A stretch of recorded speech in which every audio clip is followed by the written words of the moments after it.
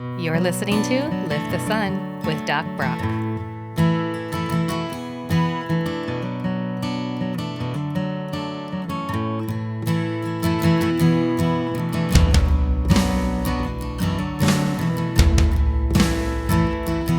All right, welcome everybody. This is episode 4 of the 10 Confessions, and I have an honorary guest here today, and he's my dad. And Dad, say hello. How's it going, everybody? And his name is Joel, Yeah. and he's been in my life before I was born. So I'm really happy to have my dad on today, and I'm going to honor you. Well, thank you. Is that son. okay? Absolutely. You're, Okay. Well, then I'll tell him the real stuff. Yeah. So I basically grew up in Roseburg, right? Yeah, But absolutely. you were born in North Carolina. Yep. Franklin, North Carolina. But not long.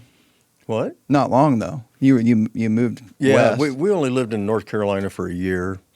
So my mom and dad, they brought us out from North Carolina to Roseburg, Oregon when I was, 66 years ago, matter of fact. Wow. So Wow. anyway, then I've lived in Roseburg my whole life, and that's where my roots are. And Yeah. probably always stay there. I don't know. Right. The most distant memory I have is when we had that little house out in the countryside next to Graham and Paul. That was my Mhm. great-grandparents. That was Mom's grandparents. Yeah. And Dale or Paul, Yeah. he had those horses and he Yep. had that shop. I Mm-hmm. can remember that. How old was I? Oh gosh, you're probably 4, 5 maybe. Wow. Yeah. You That's remember when crazy. you painted my car? That was down on Lane Street, right? No, that was right there. That, Oh, that wow. little house you're talking about. I was painting my boat one time, and Yeah. your mom called me in for lunch, so I went in to have some lunch, and I came back out, and I thought, Matt, you threw dirt all over the car because I was painting my boat a light brown, tan kind of a color. Yeah. And I thought, why did you throw dirt all over? It was a brand new car, too. And he threw dirt all over the car, and I thought, why would a kid do that? And Yeah. as I walked by it, I thought, that's not dirt, that's paint. And he painted the whole hood of the car. Wow. Yes, you tend to remind me of that story often. Yeah. Yeah. And well, one memory I have, Dad, that always follows me, is through school, through sports, through hard times, you were always there. That's one Yeah. thing I remember. So whenever I tell people about you, I go, my dad was always there, and I always felt loved.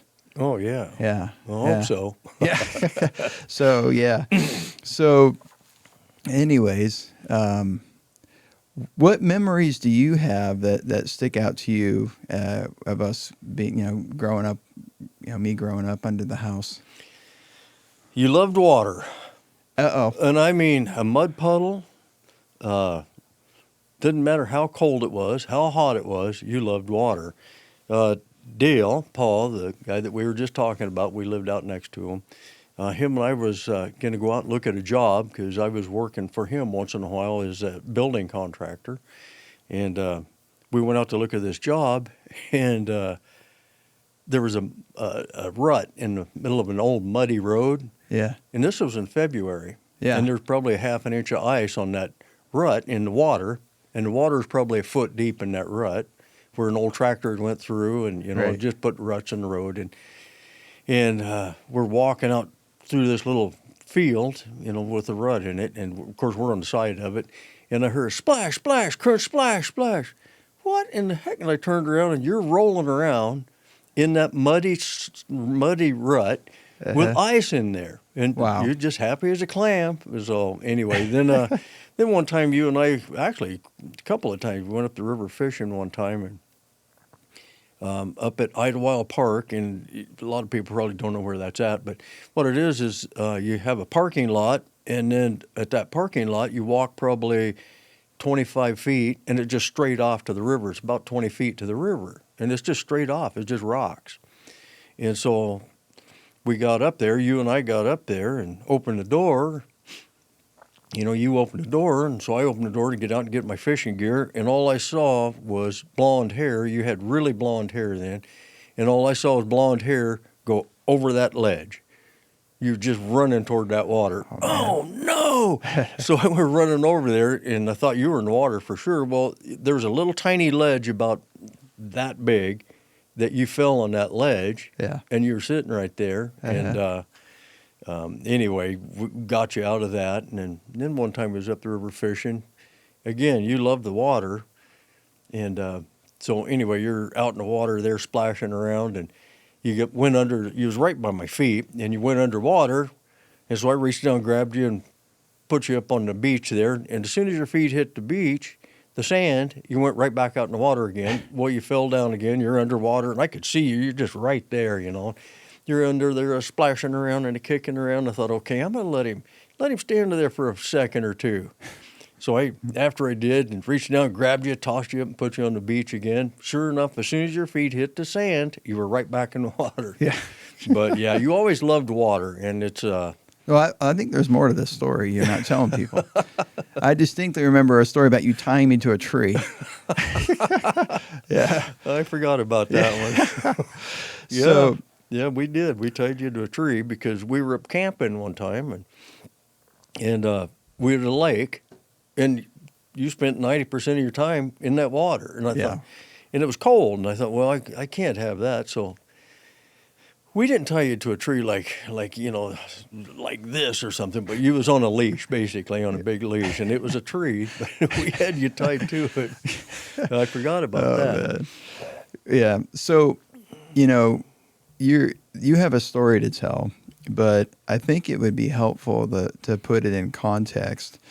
You know, it's funny, Dad. You know, we had a really cool family unit where we had you, we had Mom. I was an only child.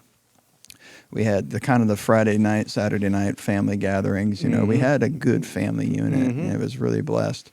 And you know, one thing I've slowly learned. I mean, honestly, Dad, like just last year, I learned something about you that I didn't understand, and it really hit my heart. Is that, you know, I know we talked about this, that you were actually a foster kid for a while. Yeah. You know, and you know, if you tell us a little bit about, you know, I know there was a pretty critical event when you were leading up to 7 years old, and just kind of tell us about what your life was like as a child. Yeah, absolutely. I guess I'll start way back. We kind of had a lifestyle that my dad, he worked for the county, and he was a commercial fisherman on the weekends. You know, a lot of guys used to do that back then. And anyway, we had a good life, and it was he would, as he worked for the county and did his commercial fishing, he'd buy houses. Then he'd take those houses. My mom and my dad would buy these houses, and they'd rent them out. And so anyway, it was time to collect rent one time. And so my mom, she's going to go collect rent. And it's not, you know, now it's direct deposit and all the other happy stuff. But then it wasn't. You had to either get a check in the mail or the money in the mail, or you go get it. And so in those days, my mom, she'd go collect the rent.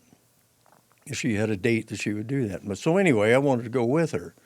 So we went up to collect the rent from this one group of people, and I stayed in the car, but I could still hear. I was, you know, 20 or 30 feet from her, and I could still hear them. And so anyway, the lady and my mom kind of got in a little bit of an argument because they didn't want to pay the rent. And so my mom says, okay, well, we'll be back this afternoon. I'm going to get my husband, and we want the rent, or we're going to give you an eviction notice. And so anyway, the lady's fine, and she slammed the door, and so my mom got in the car, and we left. And so my dad came home from work that afternoon, and and my mom was telling her about the day. And so anyway, my dad goes, well, let's go get the rent. And I wanted to go because I was always wanting to go. I was really close to my dad. And I wanted to go. And they said, no, you stay here. So anyway, they ended up leaving and going to go get the rent from the house. And but when they left, probably an hour later, something was wrong. And I was... Wow. Yeah, I feel it too, Dad.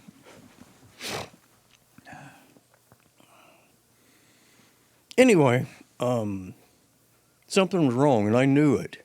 I knew something was wrong, and so pretty soon my aunt, remember Aunt Jimmy? Oh yeah. Aunt Jimmy, she came over, and I thought, what the heck, and Yeah. and so anyway, then she was over there, and her and Uncle Kip, they were over there babysitting us because I was 7 years old, and I was the oldest one. Yeah. And my mom and dad only planned on being gone just a few minutes. Well, after several hours, we had Aunt Jimmy and Uncle Kip, and then we had some other relatives. To be honest with you, I don't remember who it was, but they were Yeah. there, and I knew something was wrong then. And so anyway, I went to bed. They ended up putting us to bed that night, and I was laying in bed, and I knew something. I knew something was wrong, Wow. bad.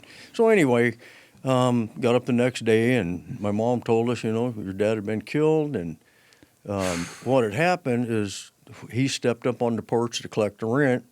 The guy stepped out with a rifle and shot him right on the front porch. And you were 7. I was 7, yeah. Wow. And from that point, that was a life-changing event because my mom, your grandma at that time, your grandma, she had 4 kids, and she had no experience in work or anything else because she always stayed home as the stay-home mom. And so she just went bonkers. She turned into an alcoholic, and that's kind of what completely changed her life to the downside. And so anyway, my mom became an alcoholic, and that's when I had to step up when I was 7 years old and started cooking for my other brothers and sisters because I had Uncle Terry, and I had Uncle Tony, which is no longer with us, and then I had my sister. She was the youngest one, and she's no longer with us, and we'll get into that if you want. But anyway, so I basically took over cooking and cleaning and trying to take care of the kids, the best I could. But At 7 years old. at 7 years old, Good that's kind of grief. hard. That's Yeah, I kind of can't hard to do imagine. when you're a kid. You don't know. And so anyway, Well, you see Joshua, my 6-year-old, your grandson. yeah, I can't imagine. yeah, Yeah. And so our life changed to the worst of the worst. And so what I mean by that is, my mom, like I said, she had turned into an alcoholic. She was out running around. She just went bonkers. Yeah. And so we ran out of food, a lot of times at home. And we would, what we would do for food is we'd have a bowl of cold cereal each, or a little bit of cereal each. Yeah. But normally we'd only have just a little bit of milk. So one of us would pour the milk in their cereal and eat the cereal, and then take the milk out of the bowl and pour it into another bowl for the other one to eat. And that's how we survived a lot of that. Good grief. Yeah. But anyway, then after that, we lived with our aunts and uncles a little bit and things like that. But as we grew older, we ended up pretty much, Terry lived with one of our aunts and uncles for a while, and I ended up going into a foster home and lived in, I don't know, probably 2 or 3 different foster homes. Yeah. And some of the foster parents I still remember, but I haven't seen them in years. But anyway, and so that led into that until, I don't know, I was 16, 17 years old, and I ended up getting my own apartment and working. I went to work in the woods as a logger. Yep. And I worked in the woods for many years as a logger, and that's kind of where I was at 17 years old and Wow. stuff. So Wow. Yeah. And when you had me, how old were you? 20 when you had me? yeah, I think I was Yeah. 21, Yeah. something like 2021. that. You Yeah. and mom got married. You're about what, 19? You were probably 19, 20. Mom was about 18. Yeah, I think I was somewhere in that age range. Yeah. Yeah. Now, there's a story that you told me. This is what we're leading into, where grandma, your mom, Yeah. where something happened. Yeah. What happened? She'd been hit, or she was drinking, or what was going on? Yeah. Oh, yeah. It's this was I'm gonna go back. I'm gonna go back a little bit. Sure. Yeah. When my dad got killed, there was something there. There was just, and I'll get into more detail on that. But there was something there that I didn't understand, and that was 10 years earlier, because I was 7 when that happened, and then but I was 17 when I finally understood what was going on. My mom and my youngest brother, Tony, they were out driving around, and Tony, my youngest brother, I think he was only 13, 14 years old, something like that. Yeah. And he was driving. And the reason he was driving, because my mom was too intoxicated to drive. Right. So he was driving, and they were in a Volkswagen Beetle. And so they my youngest brother ran through a stop sign. Yeah. He didn't stop. And so they got T-boned, hitting the side in that Volkswagen Beetle.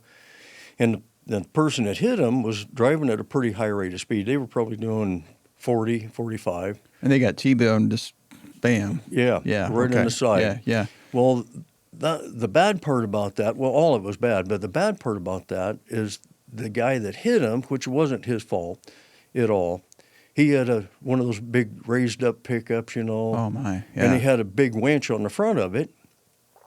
Well, that winch came through the window and hit my mom right in the face, right on the side of the face. Wow. And then the bumper and stuff, it crushed that car is what it did. Well, when it ended up breaking her ribs on the right side, punching her ribs through her lung, her right lung, and she was pretty much dead. Yeah. And so anyway, of course, an ambulance came and the police and all that other stuff. They came, and ambulance was there.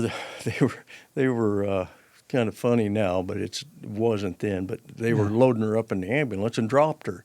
Oh. Rolled her right man. off on the ground on that stretcher. You saw that? No, I didn't see that. Oh, you No. heard. Okay. Yeah, Okay. Yeah. Wow. My brother and my brother was telling me about that, but even the ambulance driver told me, "Hey, we did it." Yeah. And they had her and they rolled her off, and she was laying on the ground and had to load her up again. But anyway, so they ended up taking her into the hospital. And I didn't know anything about it as of yet. And so then my youngest brother, he called me. He said, "Joel, Mom and I got in a wreck." And I said, "Okay." And I go, "Is everybody okay?" And he goes, "Well, no. Yeah. Mom's in intensive care." Yeah. I said, "Uh-oh." She had a tube down. Oh, yeah. She Wow. had all kinds of stuff. Yeah, And yeah. so I said, "Okay, I'll be there in a minute," because I only lived 5 minutes from the hospital where they ended up bringing him to. Mm-hmm. My youngest brother, he didn't have a scratch on him. He was on the other side driving on the other side of the car, of course. But my mom took the blunt of it, and Yeah. it was bad.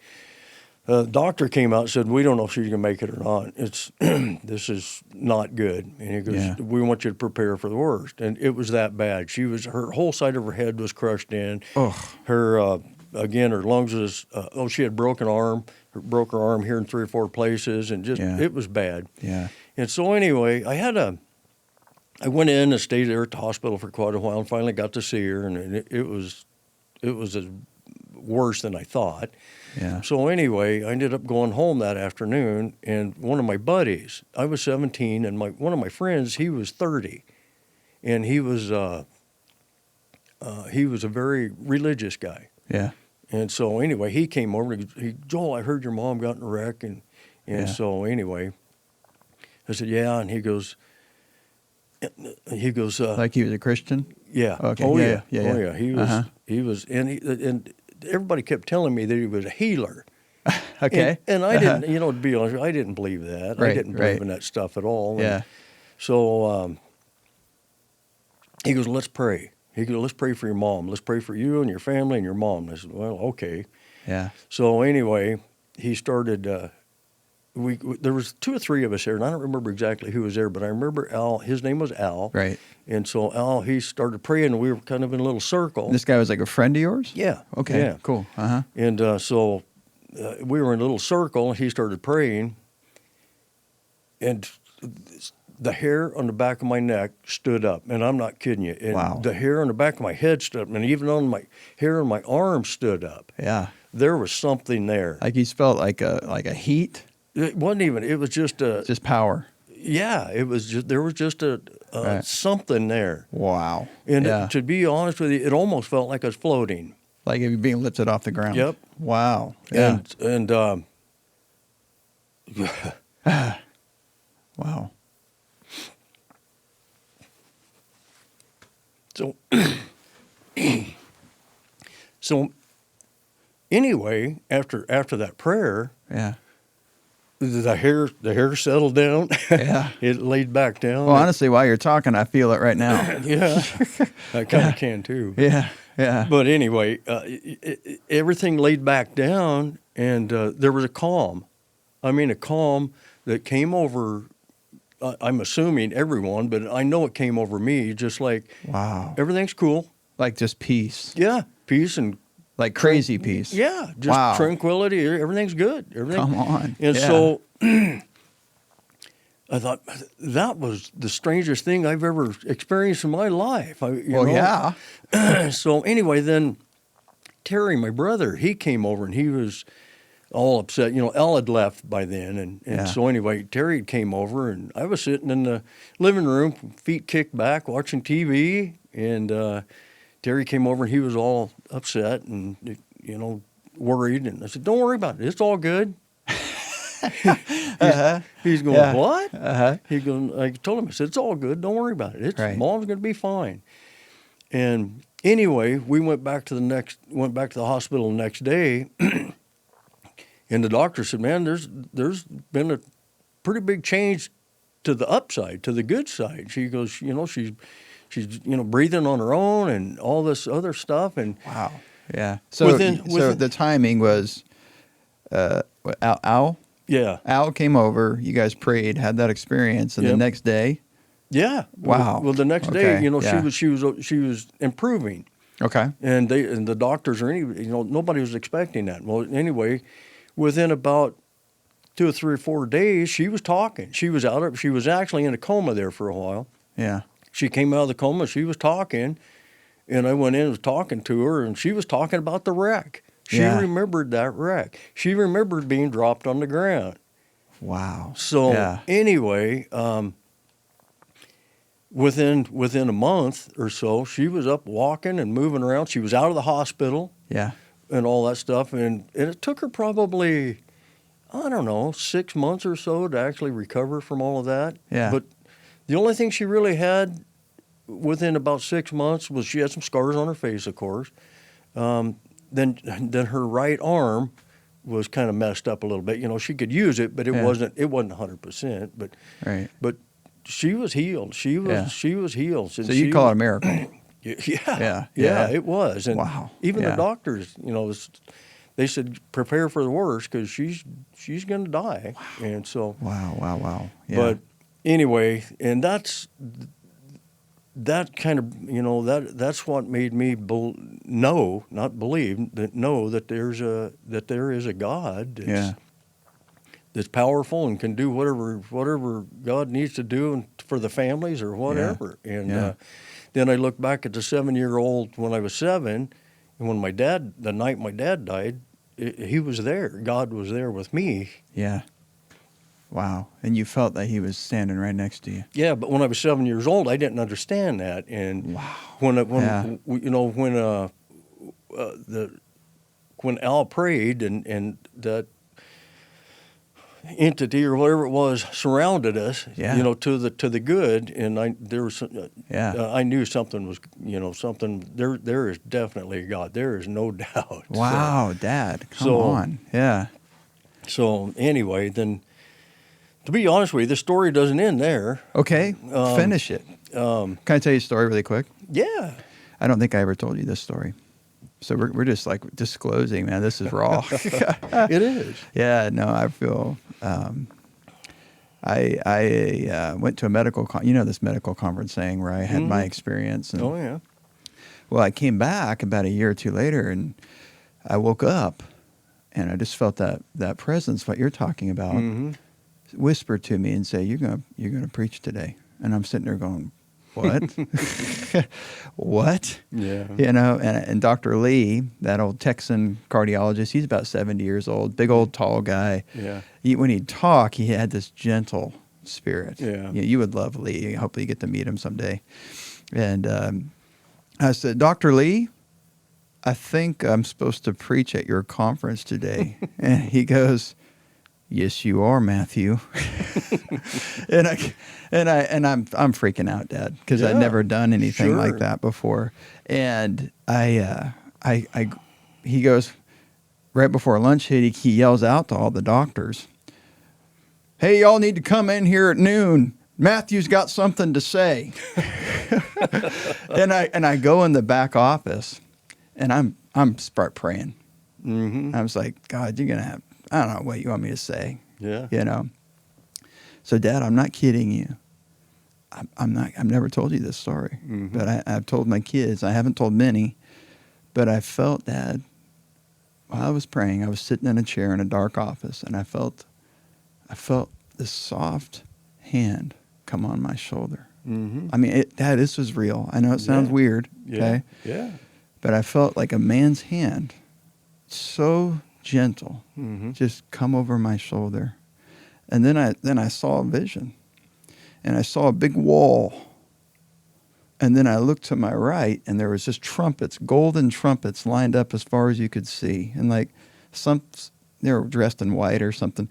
And I looked over here, and there was golden trumpets just lined up. Then all of a sudden, behind me, I heard a shout, and the trumpets went off. And I saw that wall in front of me, boom, went down.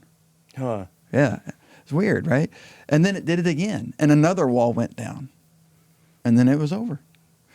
And I was like, "That's weird." So I go in there, and it's time for me to give the message, and I was so awkward and uncomfortable. I talked to John chapter 10 about Jesus as the good shepherd, and my sheep hear my voice and stuff like that. And while I was doing it, there was a lady in the back, and her name was Kelly. And come to find out, Dr. Lee had been ministering to her for 20 years. She was a patient of his. And she was in the back, and she had a sign up saying, "Will this man shut up?" Okay, and I'm just speaking about Jesus, and I was stuttering and insecure, and it was probably the worst message I've ever given, And Dr. Lee comes in behind me, and he grabs my Bible, and he says, "This is the Word of God," and he just comes right in behind me. And well, anyways, just to finish the story really quick, I want to get back to yours, is the lady comes out to me after the message. She goes, "Will you pray for my family?" And I said, "Okay." And I began to pray for her, and I perceived that the Lord was inviting her into a relationship. And I said, "I feel like God wants you believe in Jesus?" And she said, "Yeah." Began to pray, and she received the Spirit of God, and she looked like she had that crazy peace, what you were talking about. So there's one wall. Okay, this person came to Christ. That night, Dad, that lady that was yelling and hollering and had the sign up, we were all at dinner together, and I saw people start to pray for her, and something moved me, and I just came into her, and I grabbed her hands, and this was not me. And I just looked into her eyes. I said, "Stop running from God. Stop running." And I shook her hands, and she had this look like it's decision time. And she gave her life to Christ. We baptized her in the hotel pool that night. Cool. Wall number 2, boom. So anyways, I wanted to tell you that story. It was just a real experience where like God became real, Yeah. But we need to finish your story. Yeah. Yeah, come on. So, Do you remember where you were at? yeah, I think so. Sorry about my tangent. No, that's all right. That's No. all right. Yeah. Well, I guess, like I said, the story really didn't end there. In prayer. Well, she became a woman of faith. Yeah, Yeah, yeah, yeah. And she was after her wreck, she changed a lot. Matter of fact, she quit drinking Wow. and stuff, and Okay. so she changed a lot after that. And Wow. I remember her very faintly. Yeah. I yeah, we lived on Lane Street. It was downtown Roseburg, mm-hmm. and I remember her always being a very kind of energetic person. yeah, Was she kind of that kind of way? yeah, Yeah. oh yeah, Yeah. to a point, yeah, Yeah. Yeah. But yeah, no, I didn't. I think she passed away, and I was really young. yeah, Yeah. she did. Yeah. Yeah, I think she ended up. We lived in Glide Yeah. up there when she ended up passing away, and Yeah. but yeah, that's Yeah. Wow. pretty much That's incredible. Yeah. what happened in my past, and it's what's made me a believer, Yeah. and it's not a matter of do I think or there's a God, or Yeah. I know there is, there's Yeah. not a doubt. And It's right on, Dad. It's So- right on. It's I've learned just my walk with the Lord, which depending on your perspective, is either long or pretty short. Probably pretty short. Is the starting point for me was exactly what you're describing. It's an experience mm-hmm.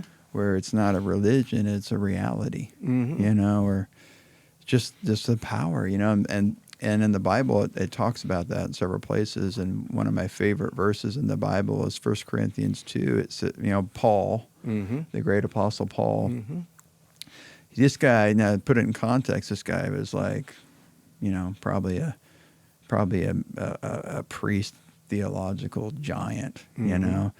and then he meets Jesus and he becomes radical for Jesus. And he says, he tells the Corinthians, like, I didn't come to you in a fancy speech. Yeah, He says, I came preaching Christ crucified sure. and demonstration of the Holy Spirit and power. So your faith won't be in man's wisdom, but in the power of God, Mm-hmm. And that's what it's all about, But Dad, that was incredible. I'm really glad you came on. Yeah, me too.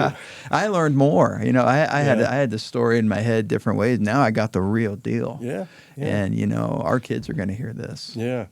Yeah. Well, I knew there's probably stuff in here you hadn't heard yet. Wow, and Dad, it is stuff. incredible. It is incredible. And I just want to tell you how much I appreciate you Well, and love you. And yeah. I can't even express it in words. Yeah. I tell you, I was I was a football player, Mhm. of course, And I remember my best friend Kevin. Yeah. Oh yeah. Remember when we were rivals Oh, from yeah. two different middle Yeah, schools? yeah. And I remember I ran across the field, and I just nailed him on the sideline. And who was at the sideline going, "Yeah, man, yeah." That was my dad. Dad was always there. Yeah. So I love you. Love you too, son. I couldn't. There's no way God could have given me a better son. Yeah. Well, There's no way. It just I feel the same way. so. You know what? I need to tell another story. Then we need to shut it down. Okay. Because attention spans are, Yeah. It's Why- so this is a life-changing moment, and this is why, man, it is so important for men, especially now, that have fathers in their lives that Oh, are yeah. actually men. Yeah. What do I mean? Tough and tender, Yeah. right? I remember you'll remember this story. I was coming home from 5th grade, and it was football season. It was my first year, okay? And I had this whole story contrived in my head where I was going to be, I'm sick. I don't really feel like playing. I didn't really enjoy football the first year. I didn't. And but I was good at it, Mhm. And I had this whole story about the last game. I was walking home from school. I was like, I'm just going to say I'm sick. I don't feel like it. Let's just not go. And I remember I came up to the house, and we were on Harvard at that time, and I came up that little hill, and you were already home, and you were fired up, ready to go. You were coaching. Mm-hmm. Yeah. And I walk in the door, and you're, come on, Matt, let's go. Let's last game. Are you ready? And I'm like, long face, right? Mm-hmm. And you go, what? And you remember this? Yeah. Yeah. Oh, I remember. Yeah.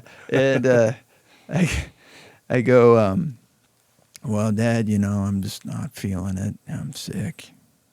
And you said, what? Something like that. And I said, yeah, I just don't feel like going, And you said, Matthew, you were going to be at this football game today. I didn't like to hear that at the time. Okay. And so we go to the game. You remember? Oh, yeah. And we were late because I was fussing and all that stuff. And you had to drag me out there. Wow. Yeah. And I remember we pull up and all my buddies go, yeah, Matt, you're here. We didn't know if you were going to show up, Yeah. And then we play. And we did pretty good, And at the last play of the game, of the last game of the year, I'd sacked the quarterback, and everybody came around me, and it was like the TV, yeah.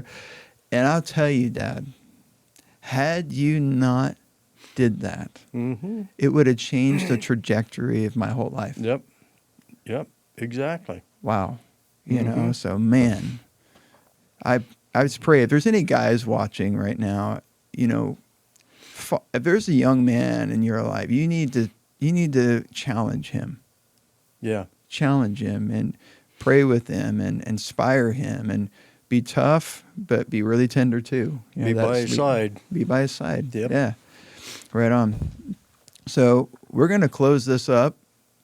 And I hope you were blessed. I hope you were inspired by this. This is just a real story. This is real life, real stories. And you can see how God works in the most broken situations because he's greater than our brokenness. And so I just bless you all. Thank you for watching. Dad, thank you. No, my privilege, son. Yeah. It was a privilege that you were here. So keep on watching. This is episode 4. We got 6 more to go. All right. God bless you all. Take care. Son of David, son